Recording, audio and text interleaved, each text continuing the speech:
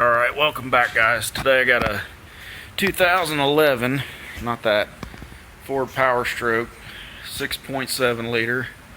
It's a nice truck. 6-inch lift, 177,000 miles, Lariat. I'll show it to you in a minute. Anyway, it's actually a guy I work with. It has a code P2291. Low fuel rail pressure while cranking, and he was out. The truck was always run fine. It's a full stock truck, no deletes, but it was running fine. He was out, I believe, cutting his father-in-law's grass, hauling a little 8-foot, 12-foot trailer with a 0 turn. Oh, that's nice. And truck was fine. Cut grass, came back to his house, went to back in the driveway, and just as soon as he backed in the driveway, truck shut off. He turned the key off, turned the key back on, started the truck, and he said it sounded horrible. Sounded like something was wrong with the engine. I'm guessing it was running out of fuel, is what he was hearing. But he was able to back up the rest of the way, and then it died right before we got to the garage, and wouldn't start after that. So he sent me a video of the lift pump, which is on the fuel supply pump, low pressure pump. It's on the fuel rail here. Let me show you. Okay, so there's the truck. I can't even get back far enough here. Again, nice truck, lifted. This is actually going to be up for sale. He's selling it. He wants something a little newer. 177,000. Anyway, where am I going? So the low pressure pump went bad, which is right there. It holds your first fuel filter there, and there's 4 bolts. It goes up on it's on the other side of the frame rail. But anyway, that thing was screaming. So I said, well, it's 177,000 miles and never been replaced that we know of. I said, go ahead and replace that. So he did. Same thing. Didn't change anything. So I started, trying to figure it out. Ran out to his house real quick one day and threw the laptop on it. Got that P2291 low fuel pressure while cranking, plus a ton of other codes. And I was on my lunch break, so I couldn't be out there forever. So I looked at it real quick. The batteries got weak, wouldn't crank anymore. I said, charge it up. I cleared the codes out of it, and I told him, let's check your full. I said, check your flow. So, normally this filter sits right about in here, like so, and this is your feed line coming from the tank, and then this one goes down to your fuel rail that goes down to your pump right there. But anyway, I said, pull off this line to make sure you're getting flow out of here. He did. It made a mess. He's got flow. I said, okay, now pull this line off, because this is a return line. Especially it comes out of your, let me see if I can get up here. This truck is big, man. So this is coming from your pump, the smaller line that comes off the pump. This one comes all the way over. Sorry, I'm getting this all the way over under here to here. And then also the back of the injector rail on the driver's side, which he tore this all up. See if I can get some light down in there. There we go. So there's the rail on the injector, the driver's side, and it's got the return on the back of it. where are we at? Right down here, the green clip. Okay, that's the return off the fuel pressure rail. So I told him, I said, pull that off. Let's see how much you're getting while cranking off that. That thing was shooting fuel. So we had return coming from here and from the rail itself. So I said, well, it could be, let me get back down here. I said it could be the fuel control valve, fuel pressure control valve. You know, I started working on this stuff back in the 7.3 days. We called them IPR valves, injector pressure regulators, and same with the 6.0s, and that's pretty much what it is. It's an injector pressure regulator. Oh, now I moved something. Hold on. So I said it could be the injector pressure regulator is bad, which is too much light. Anyway, that's it right there on the back of the rail on the driver's side. So I said it could be that, you know, maybe we need to plug it in and get a look at it. Well, he just went ahead and pulled the cover, bought a new one, replaced it. And I said, when you pull it out of there, check for rust. That'll tell us if you have oil contamination, or I'm sorry, water contamination in the fuel. So this is the old one he pulled out. I mean, it looks perfect. I don't think it's the original, but if you have any rust on this side of the O-ring, you've got water in your system. But nothing.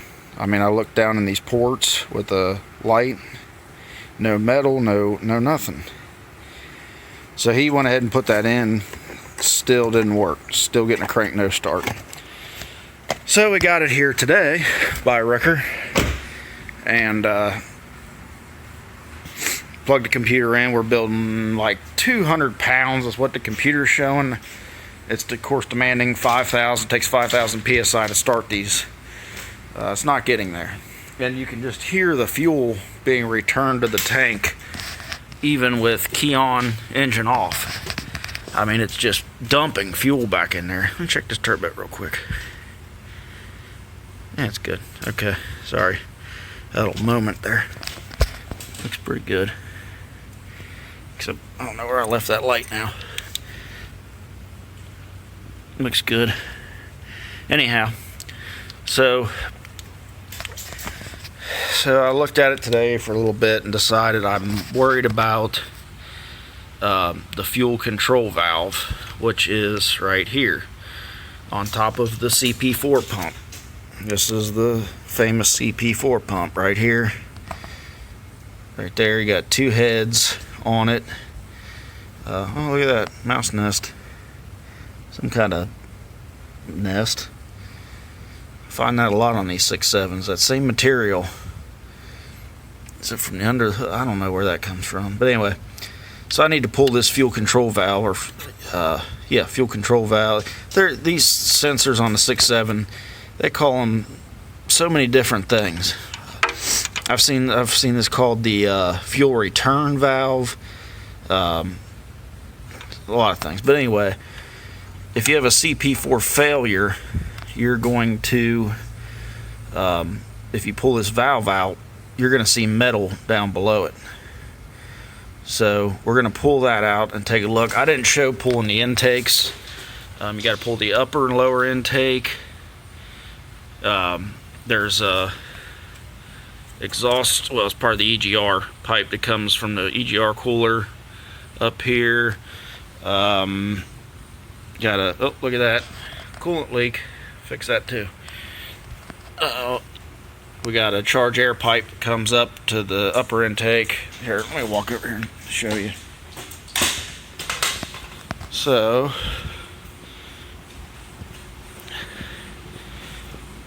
you got to pull the upper. To get this off, you got to pull the bracket that holds your two dipsticks that's come right here. Pull those off out of your way. Then you can get to these bolts. These ones back here, I have to use a ratcheting wrench with a flex head. These you can just zip out. And then to snake it out of there, you got to pull the fuel filter housing, pull the fuel filter out of the way. This, make sure I don't drop. This sits, oh, I'm getting ahead of myself. So this is your lower intake. This goes from here over to the EGR cooler. I got it backwards, it goes like that. Take that out. This EGT sensor just unplugs. It plugs in kind of like down under here if you're looking at this on top of the truck. So get that out of the way. This is the cold air intake. You just take a pick or a flathead screwdriver and you pull this clip up out of the way. It'll pop off there, and then you can do the same at the other end, or I just took it off at this clamp. Then you got 10 millimeter, 10 millimeter, 10 millimeter, 8 millimeter to the one side of the turbo, 8 millimeter on the bottom side of the turbo. Take those and you can wiggle this thing up out of the way. That's the lower. So, oh, crankcase ventilation. You got to squeeze this and kind of turn it and pull it off of the crankcase ventilation filter. But I mean, that's all that's got to come out, which I say that, it's not that easy. You got to have patience, especially this. This is the hardest thing to get out. There's not much room. I mean, you can barely, well, I can't get my hand between the top of this and the cowl panel. So, but anyway, so that's what we got out. Let me pull the fuel control valve out of it and we'll see what we got. Okay, so I got the Torx bolts out of it. They're T25s. Just two of them. There and there. You're gonna need a long set like this. Yeah, these are Blue Point. I mean, you don't have to have high dollar ones, but you gotta have a long set or you won't get that. This one right there. Anyhow, and before you pull this off, make sure you spray some brake clean and blow this out with air, get any contaminants around it out. Oh, that's not good. That is not good. See all those metal shavings? Damn. That sucks. I believe we have an injector pump failure. CP4 pump failure. I mean, look at the screen's not plugged up, but come on, man. Oh yeah. Well, I'd say we found the problem.